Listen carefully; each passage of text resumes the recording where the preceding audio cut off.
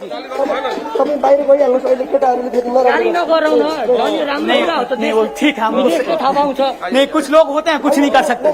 ठिक छ, त्यो त मैले भने। क्योंकि हम तो लगातार यही कह रहे हैं कि आपका जो लड़ाई है उसी को हम बात करें। तो ये तस्वीरें सीधा आप राष्ट्रपति भवन से देख रहे हैं। मेरे सहयोगी टी राघवन इस वक्त मौजूद हैं। इंडिया टीवी इकलौता चैनल इस वक्त राष्ट्रपति भवन में मौजूद है, जिसे आग के हवाले कर दिया गया है। सीधी तस्वीर आप देखिए कि नेपाल में कैसे तख्ता पलट किया गया है और युवा जेनजी जब सड़कों पर आए तो एक एक सरकारी इमारत को आग के हवाले कर दिया। एक आखिरी बिल्डिंग राष्ट्रपति भवन बचा था जिसे आग के हवाले कर दिया है।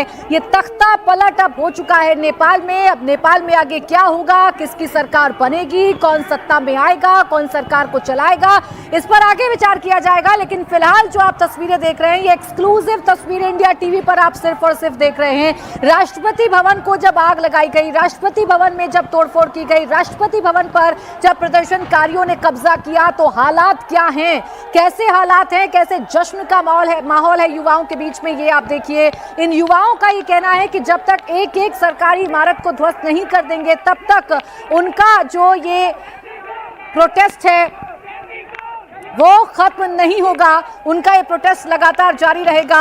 अब राष्ट्रपति भवन जो कि इस वक्त आग की लपटों में घिरा हुआ नजर आ रहा है, राष्ट्रपति भवन जो धुएं के गुब्बार में कहीं नजर नहीं आ रहा है, उस राष्ट्रपति भवन को ध्वस्त कर दिया गया है।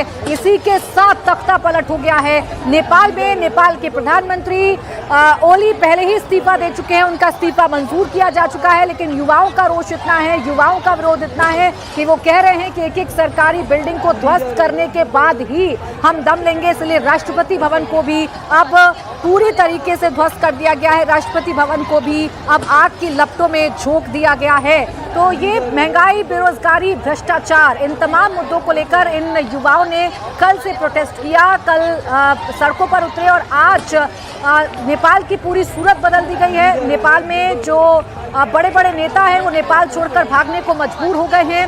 राष्ट्रपति भवन में आग लगा दी गई है। पीएम का निजी आवास आग के हवाले कर दिया गया है। राष्ट्रपति का निजी आवास, वहां पर आग लगा दी गई है। संसद भवन में आग लगा दी गई है। तमाम जो कैबिनेट मिनिस्टर्स हैं उनके घर को तहस नहस कर दिया गया है। एक तस्वीर आपने देखी थी, वित्त मंत्री को दौड़ा दौड़ा कर सड़कों पर पीटा गया था। तो ये है जनता का रोष जो इस वक्त हमें देखने को मिला है नेपाल में। और इंडिया टीवी ने एक्सक्लूसिव तस्वीरें आपको दिखाई हैं राष्ट्रपति भवन से। मेरे सहयोगी राघवन जो लगातार राष्ट्रपति भवन में मौजूद रहे, उन्होंने जाबाज रिपोर्टिंग करते हुए आपको दिखाया कि कैसे राष्ट्रपति भवन में जब जनता घुसी तो उसे आग के हवाले कर दिया गया। सेना एक तरफ बेबस खड़ी हुई नजर आई क्योंकि जनता का आक्रोश इतना है कि सेना भी इन्हें कंट्रोल नहीं कर पाई है। अब सबसे बड़ा सवाल यही है कि आगे नेपाल में क्या होगा, क्योंकि जेनजी ये कह रहे हैं, ये जो जेनजी प्रोटेस्टर्स हैं ये कह रहे हैं कि अब युवाओं का राज होगा, अब युवा इस देश को चलाएंगे। तो आगे अब नेपाल का क्या होगा? नेपाल में जो केपी शर्मा ओली जो सरकार है वो अब गिर चुकी है, यानी तख्ता पलट हो चुका है। आगे क्या ऑप्शन है, क्योंकि विपक्ष के पास भी इतने नंबर नहीं कि कोई सरकार बनाई जा सके। अब यही देखना है कि आगे नेपाल का क्या होगा। बहरहाल नेपाल में करप्शन के मुद्दे पर फिलहाल तख्ता पलट हो चुका है। नेपाल में करप्शन के मुद्दे पर सरकार को गिराया जा चुका है और आक्रोश इतना है इन युवाओं का कि एक एक सरकारी बिल्डिंग पर कब्जा चाहते हैं, एक एक सरकारी बिल्डिंग को ध्वस्त करना चाहते हैं, एक एक बिल्डिंग को आग के हवाले करना चाहते हैं। चाहे फिर वो राष्ट्रपति भवन हो, चाहे वो पीएम का निजी आवास हो, वो संसद भवन हो, हर जगह युवाओं ने अपना कब्जा कर लिया है। और ये युवा चाहते हैं कि अब सरकार जेनजी चलाएं, अब सरकार युवा चलाएं। इनकी ये मांग है कि करप्शन का मुद्दा बहुत बड़ा था, लगातार हमें दबाया जा रहा था, लगातार हमारी आवाज को दबाया जा रहा था, इसलिए अब ये सरकार हमें नहीं चाहिए। एक एक बिल्डिंग को ध्वस्त किया जा रहा है और ये प्रतीकात्मक तौर पर विरोध प्रदर्शन है कि अब कुछ भी पुराना नहीं चलेगा, पूरा का पूरा सिस्टम इन्हें नया चाहिए। क्योंकि नेपाल अब जहां तख्ता पलट हो चुका है, ओली जो दोपहर तक प्रधानमंत्री बने हुए थे, अब वो प्रधानमंत्री पद से इस्तीफा दे चुके हैं, उनका इस्तीफा मंजूर हो चुका है, उनके कैबिनेट मिनिस्टर इस्तीफा दे चुके हैं, सरकार गिर चुकी है। तो अब नेपाल के पास क्या ऑप्शन है, नेपाल में अब आगे क्या होगा, ये सबसे बड़ा सवाल। चूंकि विपक्ष के पास इतने नंबर नहीं कि सरकार का गठन किया जा सके, तो क्या नेपाल में अभी आर्मी रूल लागू हो जाएगा, ये सबसे बड़ा सवाल है। कि क्या अब नेपाल में आर्मी सब कुछ अपने कंट्रोल में ले लेगी या फिर किसी और को सरकार का मुखिया बनाया जा सकता है, क्योंकि एक चेहरा है जिसका नाम युवाओं की तरफ से भी लिया जा रहा है और वो चेहरा है बालेंद्र शाह का। ये आंदोलनकारी हैं बालेंद्र शाह, जिनको सत्ता सौंपने की मांग युवाओं की तरफ से भी की जा रही है। लेकिन फिलहाल नेपाल की जो तस्वीरें आ रही हैं उन तस्वीरों को आप देखिए और एक मैसेज आप समझिए कि जनता जब अपने मुद्दों पर लड़ाई लड़ती है तो कुछ ऐसा हाल होता है जैसा नेपाल में हो रहा था। श्रीलंका, बांग्लादेश के बाद अब नेपाल में भी जनता ने तख्ता पलट कर दिया है। ये लड़ाई जो करप्शन के खिलाफ शुरू हुई, ये लड़ाई जो आवाज दबाने के खिलाफ शुरू हुई, वो लड़ाई अब कैसे राष्ट्रपति भवन को धुआं धुआं कर गई है, ये तस्वीरें आप देख रहे हैं।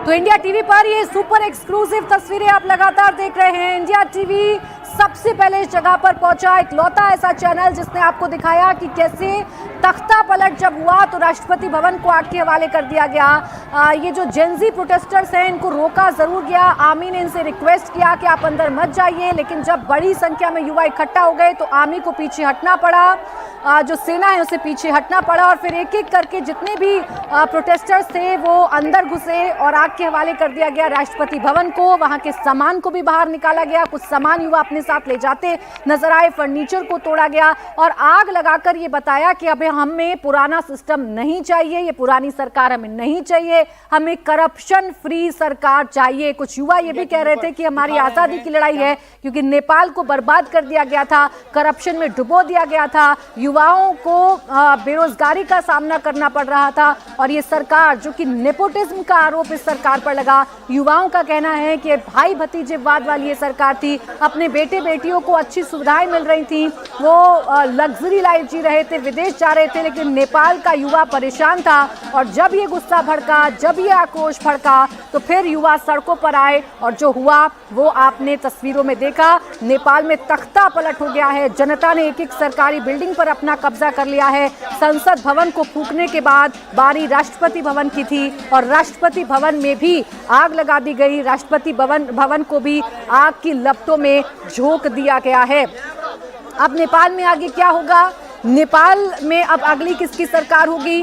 जेनजी कह रहे हैं कि युवाओं का प्रतिनिधित्व चाहिए, युवा ही सरकार चलाए, ये जेनजी की तरफ से कहा जा रहा है। लेकिन अब सवाल यही है कि नई सरकार कैसे बनेगी, क्योंकि विपक्ष के पास नंबर नहीं है। जेनजी का जो गुस्सा है वो मौजूदा सरकार से है। नेपाली कांग्रेस और CPN-UML जो कि ओली की पार्टी है, उनके बिना कोई सरकार फिलहाल नेपाल में नहीं बन सकती है।